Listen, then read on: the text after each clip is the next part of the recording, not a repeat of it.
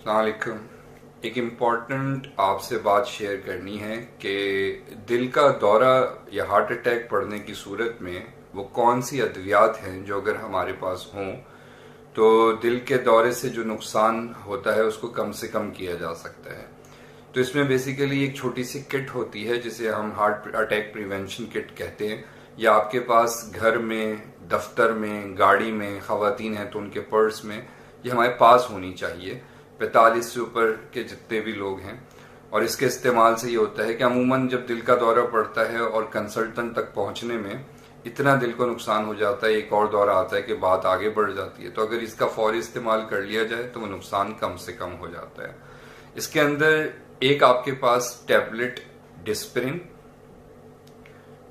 दूसरी आपके पास एक टैबलेट एनजीसिड, ANGISID, एनजीसिड, और तीसरा आपके पास एक छोटा सा स्किन का पैच आता है डेपोनेट 5 के नाम से, डेपोनेट 5।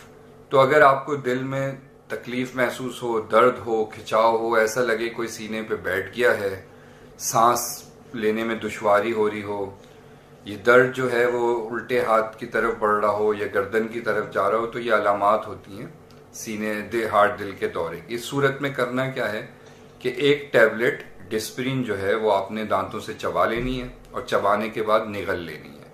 आपने पानी का इस्तेमाल नहीं करना।